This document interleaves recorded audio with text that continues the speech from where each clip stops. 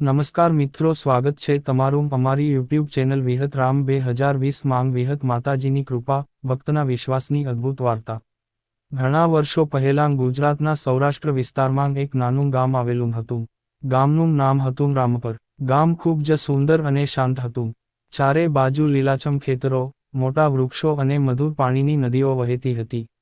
ગામના લોકો મહેનતુ અને ભોળા હતા. તેઓ ભગવાનમાં ખૂબ શ્રદ્ધા રાખતા અને દરેક તહેવાર ધામધૂમથી ઉજવતા. એ જ ગામમાં એક ગરીબ ખેડૂત રહેતો હતો. તેનું નામ હતું કાનજીભાઈ. કાનજીભાઈ ખૂબ મહેનતુ અને સીધા સાદા માણસ હતા. દિવસ રાત ખેતરમાં મહેનત કરતા, પણ નસીબ એવું કે મહેનત મુજબ ફળ મળતું નહોતું. ક્યારેક વરસાદ ઓછો પડે, તો ક્યારેક પાક બગડી જાય. ગરીબી એમના ઘરમાં કાયમ વસતી હતી. પણ કાનજીભાઈ અને એમની પત્ની રમાબા બંને વિહત માતાજીના ખૂબ મોટા ભક્ત હતા.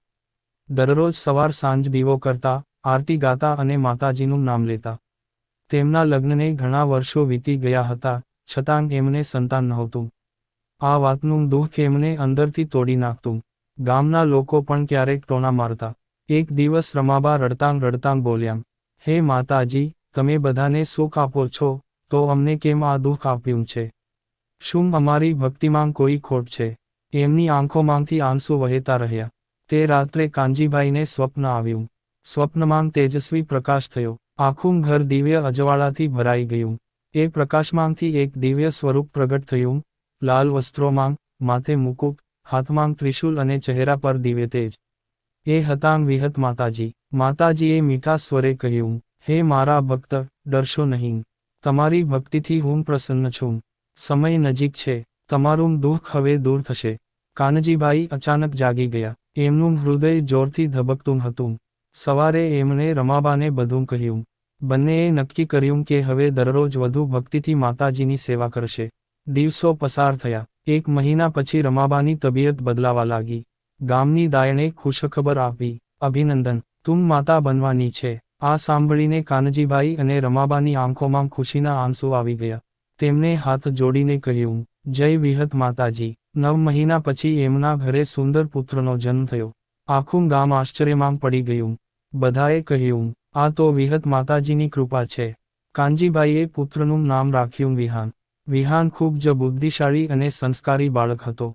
જેમ જેમ મોટો થતો ગયો, તેમ તેમ એના મનમાં પણ માતાજી માટે ખૂબ ભક્તિ વધી. એક દિવસ ગામ પર ભયંકર સંકટ આવ્યું. ગામમાં એક દુષ્ટ માણસ આવ્યો. તેનું નામ હતું ભીમજી. તે બહુ અમીર હતો પણ અત્યંત અહંકારી અને ક્રૂર હતો. તેણે ગામના ગરીબ લોકોની જમીન છીનવવા માંડી. જે કોઈ વિરોધ કરે એને માર મારતો.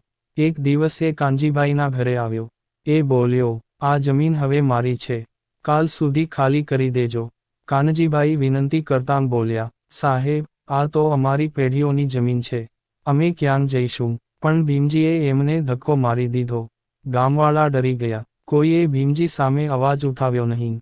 તે રાત્રે આખું કુટુંબ વિહત માતાજીના મંદિરે ગયું. કાનજીભાઈ રડતાં બોલ્યા, "હે માતાજી, હવે તમે જ અમારી લાજ રાખજો." એ રાત્રે અચાનક આકાશમાં વીજળી ચમકી. જોરદાર પવન ફૂંકાયો. મંદિરના ઘંટો પોતાની જાતે વાગવા લાગ્યા. લોકો ડરી ગયા. મંદિરની અંદરથી દિવ્ય પ્રકાશ નીકળ્યો.